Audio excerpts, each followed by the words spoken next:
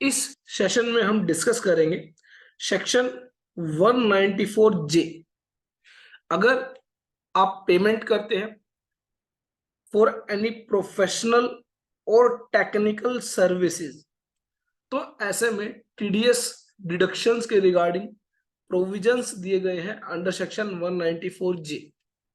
आप किसी भी प्रोफेशनल को पेमेंट करते हैं, कोई फीस की आप पेमेंट करते हैं, या फिर आपने कोई टेक्निकल सर्विस ली है उसके लिए आप पेमेंट कर रहे हैं, तो ऐसे में सेक्शन 194 जे के अकॉर्डिंग जो है आपको टीडीएस डिडक्ट करने की रिक्वायरमेंट है अंडर इनकम टैक्स। अब यहाँ पर सेक्शन 194 जे की भी आप वर्डिंग्स देखेंगे तो कुछ वैसी ही वर्डिंग्स है जो बाकी सेक्शंस में जो है ली गई है, जैसे कि any person responsible for paying to a resident. अगर रेजिडेंट को पेमेंट हो रही है तो सेक्शन 194 जे जो है एप्लीकेबल होगा। अदरवाइज अगर आप नॉन रेजिडेंट को पेमेंट कर रहे हैं टुवर्ड्स फीस फॉर टेक्निकल और प्रोफेशनल सर्विसेज, तो in that situation under section 194 जो है टीडीएस डिडक्ट होगा इन केस ऑफ नॉन रेजिडेंट। तो यहाँ पर सेक्शन 194 जे के लिए जो है अगर आप किसी रेजिडेंट को पेमेंट करते हैं तो सेक्शन 194 जे एप्लीकेबल होगा। Any sum by way of, किस लिए आप पेमेंट कर रहे हैं? Fees for professional services. आपने किसी प्रोफेशनल को हायर किया, लेट से किसी चार्टेड अकाउंटेंट की सर्विस ली, कंपनी सेक्रेटरी की सर्विस ली, किसी आर्किटेक्ट की सर्विस ली, तो कोई भी प्रोफेशनल जिसकी आपने सर्विस ली है आप उसको पेमेंट कर रहे हैं, तो ऐसे में आपको अंडर सेक्शन 194 जे जो है टीडीएस डिडक्ट करना होगा। फीस फॉर टेक्निकल सर्विसेज, आपने किसी टेक्नीशियन, किसी टेक्निकल एक्सपर्ट्स की जो है सर्विसेज ली और ऐसे में आपने फीस की पेमेंट की फॉर टेक्निकल सर्विसेज, तो सेक्शन 194 जे के तहत टीडीएस डिडक्ट होगा। एनी रेम्युनरेशन और फीस और commission by whatever name called other than those on which tax is deductible under section 192 to a director of a company. अगर कोई private limited company है, limited company है, और वो जो कंपनी है किसी डायरेक्टर को पेमेंट कर रही है, तो यहां पर कहा दो तरह की पेमेंट्स हो सकती हैं। First one is under section 192, तो that is basically salary to director. अगर वो जो डायरेक्टर है under the employment of the company है और ऐसे में उसको सैलरी की पेमेंट की जा रही है, तो सेक्शन 192 के अकॉर्डिंग टीडीएस डिडक्ट किया जाएगा। लेकिन सैलरी के अलावा एनी अदर कैपेसिटी में उसको पेमेंट की जा रही है, तो ऐसे में सेक्शन 194 जे के तहत जो है टीडीएस डिडक्ट किया जाएगा। तो इट मींस डायरेक्टर को अगर पेमेंट होती है तो आपको यह चेक करना होगा कि वो जो पेमेंट की जा रही है डायरेक्टर को, वो क्या अंडर एम्प्लॉयमेंट कॉन्ट्रैक्ट पेमेंट की जा रही है, क्या वो सैलरी पेमेंट है, डायरेक्टर रेम्युनरेशन पेमेंट है। तो अगर वो सैलरी है, डायरेक्टर रेम्युनरेशन है, तो जो है सेक्शन 192 एप्लीकेबल होगा, 194 जे एप्लीकेबल नहीं होगा। लेकिन किसी भी तरह की रेम्युनरेशन, फीस, कमीशन की पेमेंट हो रही है और वो जो है अंडर सेक्शन 192 उस पर टीडीएस डिडक्ट करने की रिक्वायरमेंट नहीं है, तो सेक्शन 194 जे जो है एप्लीकेबल होगा और उस पर टीडीएस डिडक्ट किया जाएगा। तो एनी रेम्युनरेशन, फीस और commission by whatever name called other then, यहां पर वर्ड जो है ये इंपॉर्टेंट है, other than those on which tax is deductible under section 192। अगर सेक्शन 192 एप्लीकेबल होगा तो सेक्शन 194 जे एप्लीकेबल नहीं होगा। और सेक्शन 192 का मतलब है कि कंपनी और डायरेक्टर के बीच में जो है एम्प्लॉयमेंट कॉन्ट्रैक्टर है, जो डायरेक्टर है वो एम्प्लॉय ऑफ द कंपनी है। For example whole time directors जो होते हैं वो क्या होते हैं, अंडर द एम्प्लॉयमेंट कॉन्ट्रैक्ट जो है वो एम्प्लॉयर एम्प्लॉय रिलेशनशिप के तहत उनको जो है जो सैलरी पे की जाती है, जो डायरेक्टर रेम्युनरेशन पे की जाती है, उस पर जो है सेक्शन 192 के अकॉर्डिंग टीडीएस डिडक्ट करने की रिक्वायरमेंट होती है।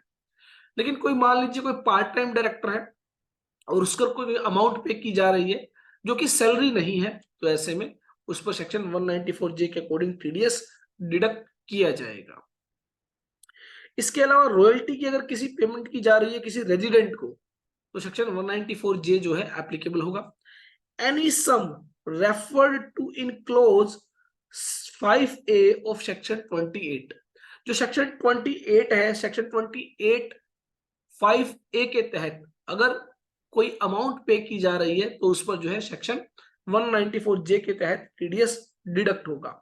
अगर हम बात करें सेक्शन 28 क्लोज 5A में बेसिकली बात की गई है जो नॉन कॉम्पिटिटेंस एग्रीमेंट्स होते हैं, जिसमें आप किसी को किसी एक्टिविटी को करने से रोकते हैं और उसके लिए आप कोई पेमेंट कर रहे हैं, तो ऐसे में वो सेक्शन 28 5A क्लोज के अंदर जो रेसिपिएंट है उसके हाथ में बिजनेस इनकम मानी जाएगी और जो पेमेंट करने वाला है, जो पेयर है, उसको जो है सेक्शन 194J के तहत टीडीएस डिडक्ट करने की रिक्वायरमेंट होगी। फॉर एग्जांपल यहां पर हम मान लेते हैं मिस्टर एक्स है और मिस्टर वाई है, और ये दोनों ही मान लेते हैं X Y private limited company जो है रन करते हैं, और ऐसे में मिस्टर वाई जो है इस कंपनी से रिजाइन करते हैं और X Y private limited company जो है मिस्टर वाई को सर्टेन अमाउंट पे करती है, लेट्स से 5 लाख रुपीस, और कंपनी एक एग्रीमेंट करती है मिस्टर वाई के साथ कि जो business X Y private limited company का है वो बिजनेस मिस्टर वाई जो है 3 इयर्स तक के लिए रन नहीं करेंगे।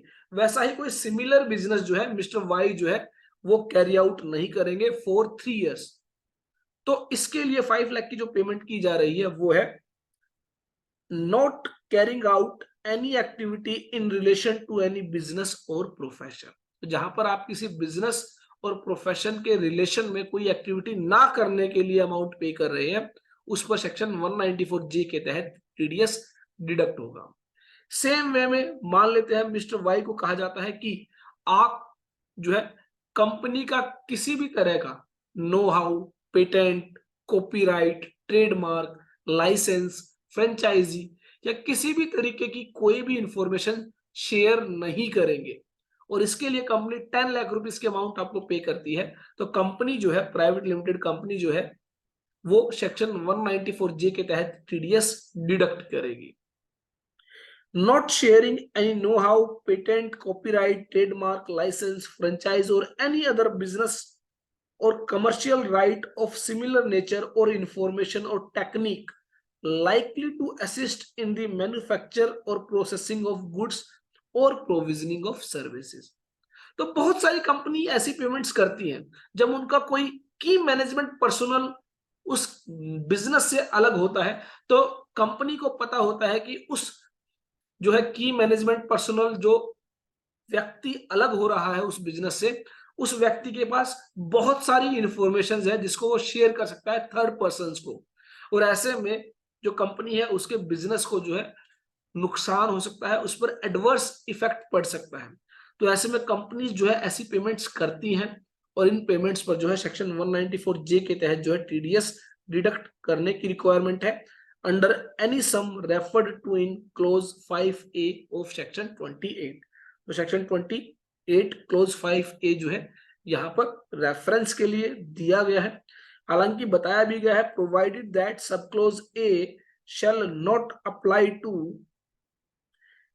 any sum whether received or receivable in cash or in kind on account of transfer of the right to manufacture, produce, process any article or thing or right to carry on any business or profession which is chargeable under the head capital gain। तो अगर ऐसी कोई amount की payment की जा रही है और वो जो सम है वो रेसिपिएंट के हाथ में income under the head capital gain अगर वो टैक्सेबल है, तो वो सेक्शन 28 क्लोज 5A का पार्ट नहीं बनेगा, और ऐसे में जो है वो क्लोज 5A का पार्ट नहीं बनेगा तो उस पर टीडीएस डिडक्ट करने की रिक्वायरमेंट भी नहीं होगी। सिमिलरली कहा गया any sum received as compensation from the multilateral fund of the Montreal Protocol on substance that deplete the ozone layer under the United Nations Environment Program in accordance with the term of agreement entered into with the Government of India। तो basically government of India के साथ certain कोई जो है agreement sign किया गया है जिसमें जो आपकी ओजोन लेयर होती है उसको सेव करने के लिए, उसको जो है जो उसकी जो एडवर्स जो इफेक्ट होते हैं वो ह्यूमन बींग्स पर ना पड़े, उसको जो है डेप्लीट करने के लिए जो है कोई एग्रीमेंट अगर साइन हुआ है और उसके तहत कोई कंपनसेशन रिसीव हो रहा है, तो वो भी जो है income from business head taxable नहीं होगा इन दी हैंड ऑफ रेसिपिएंट, और ऐसे में सेक्शन 194 जे भी जो है वो टैक्सेबल नहीं होगा। तो बेसिकली मेन बात यह है कि जो भी सेक्शन 28 क्लोज 5 ए में फॉल करेगी इनकम, उसी पर जो है टीडीएस अंडर सेक्शन 194 जे डिडक्ट किया जाएगा। कब डिडक्ट करना होगा? तो सिमिलर प्रोविजन रखा गया है, shall at the time of credit of such sum to the account of the payee और at the time of payment, whichever is earlier जो इवेंट होगी उस इवेंट पर जो है उस टाइम पर जो है टीडीएस डिडक्ट किया जाएगा। पेमेंट कैसे हो सकती है? Payment in cash by issue of a cheque, draft और any other mode. Any other mode means IMPS, RTGS, NEFT, किसी भी वे में अगर आप पेमेंट कर रहे हैं तो जो है टीडीएस डिडक्ट किया जाएगा at the time of credit of such sum to the account of the payee or at the time of payment, whichever is earlier basis पर टीडीएस डिडक्ट किया जाएगा। कितनी अमाउंट डिडक्ट होगी? कहा गया कि in case of technical services अगर payment है तो 2% का टीडीएस डिडक्ट किया जाएगा। Deduct an amount equal to 2% of such sum in case of fees for technical services. तो यहां पर अगर मैं बात करूं, यहां पर 5 क्लोज दिए गए, ए बी बी ए सी और डी, और टेक्निकल सर्विसेज के रिगार्डिंग जो क्लोज है वो क्लोज बी है। इट मींस क्लोज बी के लिए अगर पेमेंट हो रही है तो 2% का टीडीएस डिडक्ट होगा। क्लोज बी के अलावा अगर और किसी क्लोज के तहत पेमेंट होती है तो 10% का टीडीएस डिडक्ट किया जाएगा। Not being a professional service, तो टेक्निकल सर्विसेज वो सर्विसेज जो एक प्रोफेशनल सर्विसेज से अलग है, क्योंकि प्रोफेशनल सर्विसेज पर जो है 10% का टीडीएस डिडक्ट करना होगा। और royalty where such sum is in the nature of consideration for sale, distribution or exhibition of cinematographic film and 10% of such sum in other cases। तो जो टेक्निकल सर्विसेज है और जो रॉयल्टी है, इन दो केसेस में जो है 2% का टीडीएस डिडक्ट होगा। अदरवाइज देन जो है और बाकी सभी क्लोजेस में 10% का टीडीएस डिडक्ट किया जाएगा। और रॉयल्टी भी जो है in the nature of consideration for sale, distribution और एग्जीबिशन ऑफ सिनेमेटोग्राफिक फिल्म्स। तो सिनेमेटोग्राफिक फिल्म्स के जो राइट्स है उनको सेल करने के लिए, डिस्ट्रीब्यूट करने के लिए, एग्जीबिशन के लिए अगर जो है पेमेंट हो रही है तो जो है 2% का टीडीएस डिडक्ट किया जाएगा। अब बताया गया कि टीडीएस कब डिडक्ट नहीं होगा। तो यहां पर कहा गया अगर हम पार्ट ए को जो है डिलीट कर सकते हैं क्योंकि अब ये जो है रेलिवेंट नहीं है, ईयर 1995 से पहले ये रेलिवेंट था। कहा गया कि अगर आप कोई भी पेमेंट कर रहे हैं प्रोफेशनल सर्विसेज के लिए, टेक्निकल सर्विसेज के लिए, रॉयल्टी के लिए, या फिर जो है in the case of sum refer to in clause D, जो कि जो है सेक्शन 28 क्लोज 5 ए के तहत अगर कोई पेमेंट हो रही है और ये जितने भी पेमेंट्स हैं ये 30,000 रुपए से कम है, मींस प्रोफेशनल फीस की जो पेमेंट है वो 30,000 रुपए से कम है, तो टीडीएस डिडक्ट करने की रिक्वायरमेंट नहीं है। अगर एग्जैक्ट 30,000 रुपए की भी पेमेंट की जा रही है तो भी टीडीएस डिडक्ट नहीं होगा। 30,001 रुपए की पेमेंट होगी तो टीडीएस डिडक्ट किया जाएगा, क्योंकि यहां पर कहा गया है 30,000 रुपए से ज्यादा की पेमेंट नहीं होनी चाहिए। 30,000 रुपए तक की पेमेंट आप विदाउट डिडक्शन ऑफ टीडीएस कर सकते हैं। Where the amount of such sum, or as the case may be, the aggregate of the amounts of such sum credited or paid or likely to be credited or paid during the financial year by the aforesaid person to the account of or to the payee does not exceed 30,000 rupees for a professional, 30,000 rupees for technical services, 30,000 rupees for royalty, 30,000 rupees for non competence fees, जो है section 28 close 5 ए के तहत। तो मान लेते हैं कि ABC limited एक कंपनी है, ये जो है मिस्टर एक्स को पेमेंट करती है प्रोफेशनल सर्विसेज के लिए, मिस्टर वाई को पेमेंट करती है टेक्निकल सर्विसेज के लिए, मिस्टर जेड को पेमेंट करती है रॉयल्टी के लिए, मिस्टर डी को पेमेंट करती है लेट से सेक्शन 28 क्लोज 5A के तहत जो इनकम टैक्सेबल होती है, वो जो पेमेंट है वो मिस्टर डी को की जा रही है, और मान लेते हैं हर एक व्यक्ति को 30,000 रुपए की पेमेंट हो रही है, तो क्या टीडीएस डिडक्ट करना होगा by ABC limited? The answer is no, क्योंकि ये जो 30,000 रुपए की लिमिट है, ये आप प्रोफेशनल सर्विस के लिए अलग चेक करेंगे, टेक्निकल सर्विस के लिए अलग चेक करेंगे, रॉयल्टी के लिए अलग चेक करेंगे, और सेक्शन 28 क्लोज 5A के तहत जो इनकम टैक्सेबल होती है उसके लिए आप अलग से चेक करेंगे। ये अलग अलग लिमिट दी गई है 30,000 रुपए की। तो अगर मान लीजिए मिस्टर एक्स को पेमेंट हो रही है प्रोफेशनल सर्विसेज की, मिस्टर वाई को पेमेंट हो रही है टेक्निकल सर्विसेज की, मिस्टर जेड को पेमेंट हो रही है रिगार्डिंग रॉयल्टी, मिस्टर डी को पेमेंट हो रही है रिगार्डिंग सेक्शन 28 क्लोज 5A के तहत, तो ऐसे में हर एक ट्रांजेक्शन जो है 30,000 रुपए से ज्यादा नहीं है, तो टीडीएस डिडक्ट नहीं होगा। अगर मान लीजिए मिस्टर एक्स को जो है एबीसी लिमिटेड है, ये मिस्टर एक्स को पेमेंट कर रही है प्रोफेशनल फीस के लिए 30,000 रुपए, और मिस्टर एक्स को ही पेमेंट की जा रही है टेक्निकल सर्विसेज के लिए लेट से 30,000 रुपए, तो क्या टीडीएस डिडक्ट होगा या नहीं? द आंसर इज नो, क्योंकि आपको लिमिट जो चेक करनी है वो जो है नेचर ऑफ द पेमेंट्स के अकॉर्डिंग चेक करनी है। प्रोफेशनल फीस के लिए 30,000 रुपए की लिमिट दी गई है और उस लिमिट को क्रॉस नहीं किया गया है। टेक्निकल सर्विसेज के लिए 30,000 रुपए की लिमिट दी गई है, उस लिमिट को क्रॉस नहीं किया गया है, तो टीडीएस डिडक्ट नहीं होगा। अब अगर मान लीजिए इसी एग्जाम्पल में ये जो टेक्निकल सर्विसेज की जगह प्रोफेशनल सर्विसेज के लिए और 10,000 रुपीज की पेमेंट अगर की जाती सेम फाइनेंशियल ईयर के अंदर, तो यहां पर जो है टीडीएस डिडक्ट करना पड़ता। ये आपको ध्यान रखना है कि अगर प्रोफेशनल सर्विसेज के लिए ही पेमेंट की जा रही है और टोटल पेमेंट पूरे साल भर में 30,000 रुपए को क्रॉस कर जाती है, 30,000 रुपए से ज्यादा है, तो टीडीएस डिडक्ट होगा एट द रेट ऑफ 10%। अगर ये टेक्निकल सर्विसेज होती तो 2% का टीडीएस डिडक्ट होता, रॉयल्टी होती तो 2% का टीडीएस डिडक्ट होता, अदरवाइज जो है 10% का टीडीएस डिडक्ट किया जाएगा। तो ये आपको ध्यान रखना है कि जो लिमिट्स दी गई है ये नेचर ऑफ द पेमेंट्स के अकॉर्डिंग दी गई है।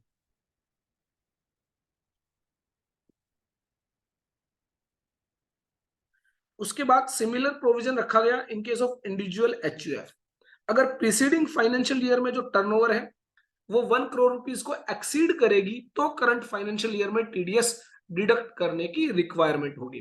Provided further that an individual or Hindu undivided family whose total sales, gross receipts, turnover from the business or profession carried on by him exceed 1 crore rupees in case of business, 50 lakh rupees in case of profession during the financial year immediately preceding the financial year in which such sum by way of fees for professional services, technical services is credited or paid shall be liable to deduct income tax under this section.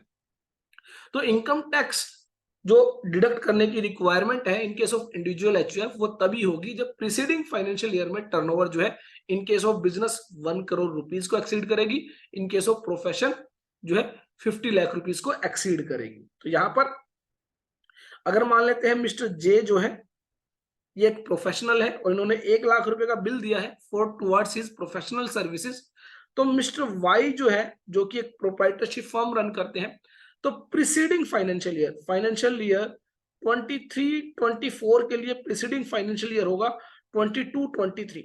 अगर financial year 22-23 में mister Y की turnover अगर वे business run करते हैं तो 1 करोड़ से ज्यादा होगी, तो फाइनेंशियल ईयर 23-24 में टीडीएस डिडक्ट करना होगा। और अगर मान लेते हैं वो एक प्रोफेशनल है तो ऐसे में ग्रोस रिसीट्स 50 लाख रुपए से ज्यादा होगी तो ही टीडीएस डिडक्ट करने की लायबिलिटी है इन फाइनेंशियल ईयर 23-24। ये आपको जरूर चेक करना है इन case of individual and HUF preceding financial year की टर्नओवर आपको जो है चेक करनी होगी। इसके अलावा अगेन अगर मान लेते हैं जो पेमेंट की जा रही है टुवर्ड्स पर्सनल पर्पजेस की जा रही है, फॉर एग्जांपल मिस्टर वाई है ये एक बिजनेस रन करते हैं लेकिन इन्होंने अपना एक अच्छा सा घर बनवाया जिसका डिजाइन जो है, इंटीरियर जो है मिस्टर एक्स के जरिए उन्होंने कराया और मिस्टर एक्स को जो है पेमेंट की गई 1,50,000 रुपए की, तो क्या इस पर टीडीएस डिडक्ट होगा? द आंसर इज नो, क्योंकि साफ साफ कहा गया है कि provided also that no individual HUF family referred to in the second proviso shall be liable to deduct income tax on the sum by way of fees for professional services in case such sum is credited or paid exclusively for personal purpose. 100% personal purpose के लिए अगर payment की जा रही है तो TDS deduct नहीं होगा ऑफ सच इंडिविजुअल और any member of Hindu undivided family. तो अगर मान लीजिए 100% पर्सनल पर्पस के लिए नहीं है, कुछ पर्सनल पर्पस के लिए है, कुछ बिजनेस पर्पस के लिए है, तो आपको टीडीएस डिडक्ट करना होगा।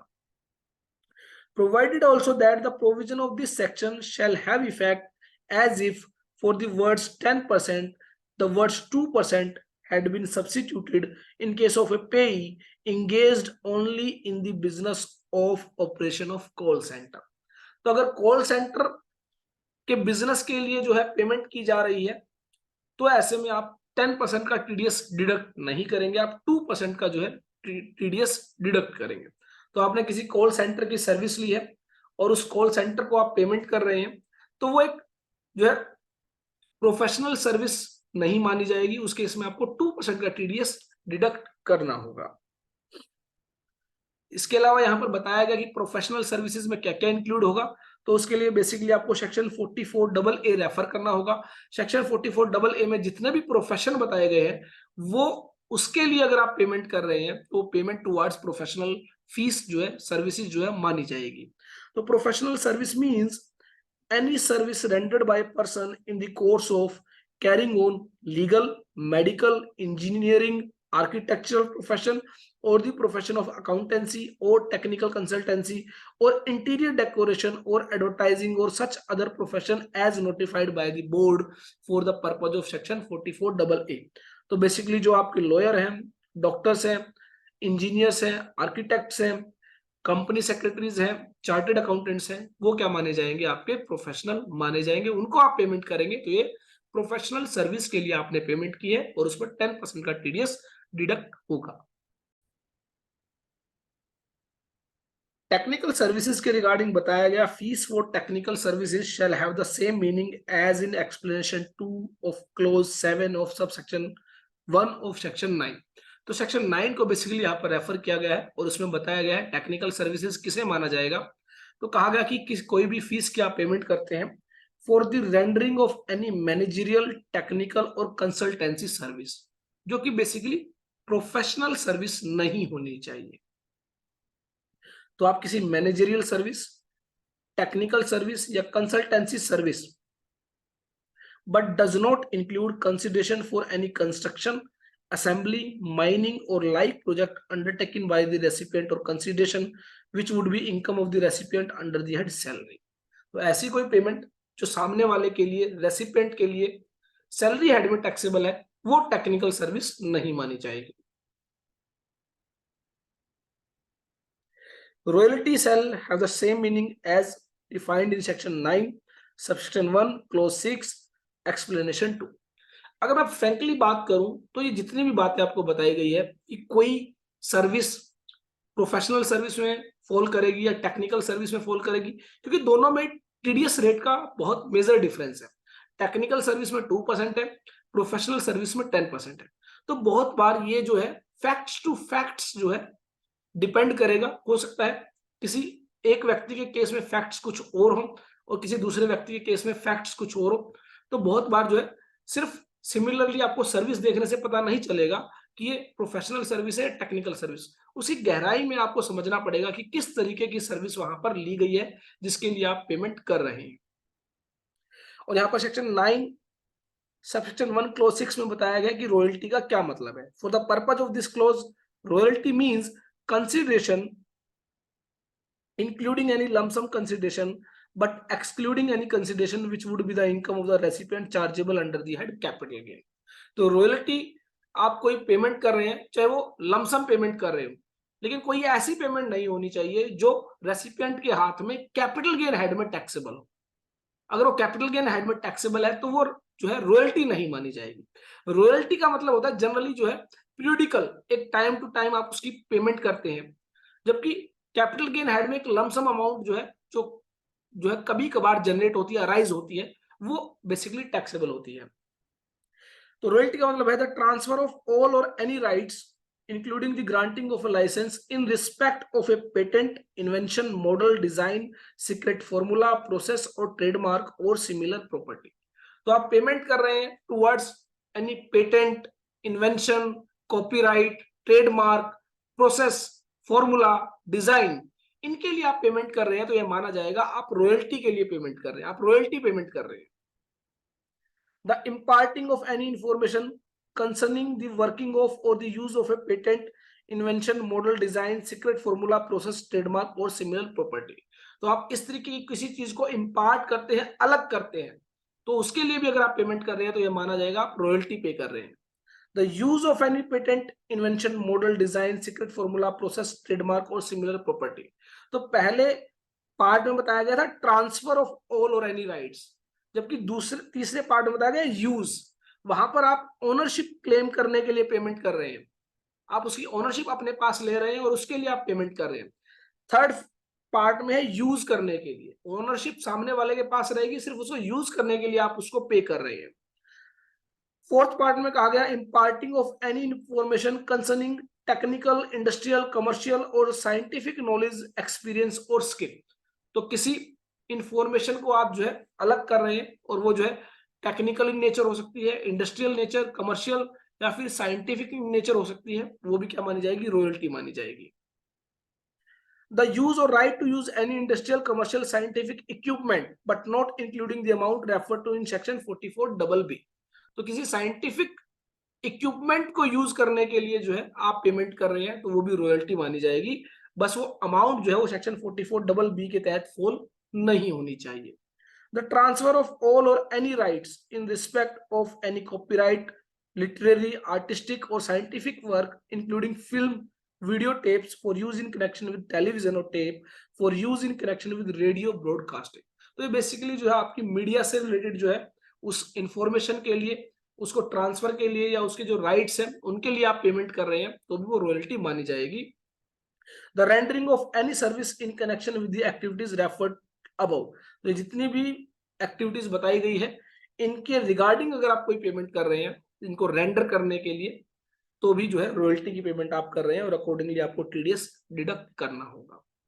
और लास्ट बताया गया है कि आप किसी सस्पेंस अकाउंट को क्रेडिट करते हैं तो भी यह माना जाएगा आपने पेई के अकाउंट को जो है क्रेडिट किया और ऐसे में आपको टीडीएस डिडक्ट करना होगा। तो ये बेसिकली जो है सेक्शन 194J में बताया गया है। अगर हम समराइज करें तो सेक्शन 194J में आपको जो मेन बात पर फोकस करना है कि जो पेमेंट की जा रही है वो किसके लिए पेमेंट की जा रही है, क्या वो प्रोफेशनल सर्विस के लिए पेमेंट हो रही है, क्या वो टेक्निकल सर्विस के लिए पेमेंट हो रही है, क्या वो रॉयल्टी के लिए पेमेंट हो रही है, या फिर जो है डायरेक्टर्स को पेमेंट हो रही है जो कि सेक्शन 192 में कवर नहीं होती है। तो यहाँ पर ध्यान रखना है अगर टेक्निकल सर्विस के लिए पेमेंट है तो 2% का टीडीएस डिडक्ट होगा। रॉयल्टी की पेमेंट है और यह पेमेंट है रिगार्डिंग सिनेमेटोग्राफिक फिल्म्स, सेल, डिस्ट्रीब्यूशन और एग्जीबिशन के लिए, तो ऐसे में 2% का टीडीएस डिडक्ट होगा। इसके अलावा बाकी जो रॉयल्टी बच जाती है जो अदर देन सिनेमेटोग्राफिक फिल्म्स के रिगार्डिंग आप पे कर रहे हैं वो जो है 10% की कैटेगरी में फॉल करेगी। डायरेक्टर्स को आप पेमेंट कर रहे हैं, डायरेक्टर को आप सिटिंग फीस पे कर रहे हैं तो 10% का टीडीएस डिडक्ट किया जाएगा। अगर डायरेक्टर को आप जो है सैलरी की पेमेंट कर रहे हैं जो अंडर एम्प्लॉयर एम्प्लॉय रिलेशनशिप है तो वहां पर सेक्शन 192 अट्रैक्ट होगा, 194J अट्रैक्ट नहीं होगा। तो सेक्शन 194J वही अट्रैक्ट होगा जहां पर एम्प्लॉयर एम्प्लॉय रिलेशनशिप नहीं है और ऐसे में जो है सेक्शन 192 अट्रैक्ट नहीं होगा। 194J के तहत 10% का टीडीएस आपको डिडक्ट करना होगा। इसके अलावा प्रोफेशनल सर्विस के लिए पेमेंट है या फिर अदर रॉयल्टी सर्विसेज के लिए पेमेंट है तो ऐसे में 10% का टीडीएस आपको डिडक्ट करना होगा। तो सबसे मेन बात अगर मैं बात करूं यह समझना जरूरी है कि जो पेमेंट की जा रही है वो किस नेचर की पेमेंट है, प्रोफेशनल पेमेंट है, टेक्निकल पेमेंट है, रॉयल्टी पेमेंट है या फिर जो है डायरेक्टर को आप पेमेंट कर रहे हैं अदर देन सैलरी। तो इस तरह बेसिकली आप सेक्शन 184J के तहत टीडीएस डिडक्ट करेंगे। आई होप आपको अच्छे से समझ में आ रहा होगा। फिर भी अगर कोई डाउट है तो आप प्लीज शेयर कीजिएगा।